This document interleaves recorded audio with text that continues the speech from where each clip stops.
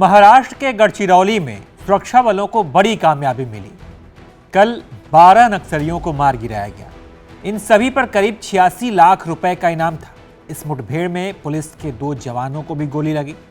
इस पूरी घटना में सबसे चौंकाने वाली बात यह रही कि जो नक्सली मारे गए और उनके पास से जो हथियार बरामद किए गए हैं वो मामूली नहीं है। 3 AK-47, 2 INSAS rifle, 1 SLR, 2 BGL launcher और डेटोनेटर बरामद किए गए हैं। ऐसे आधुनिक और ऑटोमेटिक हथियार। कल हमारी C60 के दस्ते के साथ गढ़चिरौली छत्तीसगढ़ बॉर्डर पे जो मुठभेड़ हुई है उसमें 12 नक्सलवादियों की मृतदेह हमें मिली है। भारी मात्रा में दारू गोला और हथियार भी हमने जब्त किया है।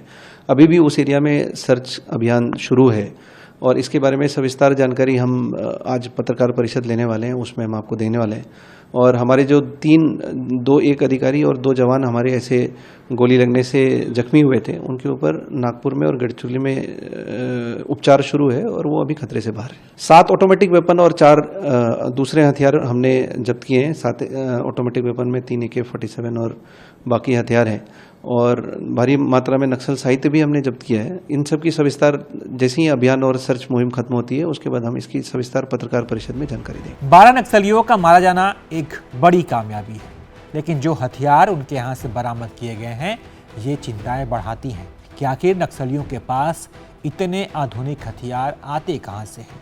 और जब नक्सलियों के पास AK-47 जैसे हथियार हैं, अगर NIA की एक रिपोर्ट को देखें तो उसके हिसाब से नेपाल के रास्ते पाकिस्तान और चीन तक से नक्सलियों के पास काफ़ी आसानी से हथियार पहुंच जाता है, जिसके चलते नक्सली सुरक्षा बलों का सामना करते हैं।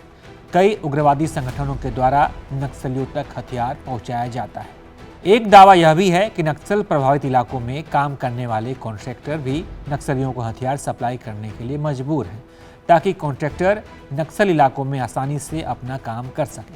अंदरूनी इलाकों में काम करने वाले कॉन्ट्रैक्टर के जरिए नक्सली कई बार हथियार भी खरीदते हैं। इसके अलावा कई बार नक्सली जवानों को नुकसान पहुंचाने के बाद उनके हथियार भी लूट लेते हैं। ऐसे में नक्सलियों के पास लूटे गए हथियारों की संख्या भी काफ़ी है।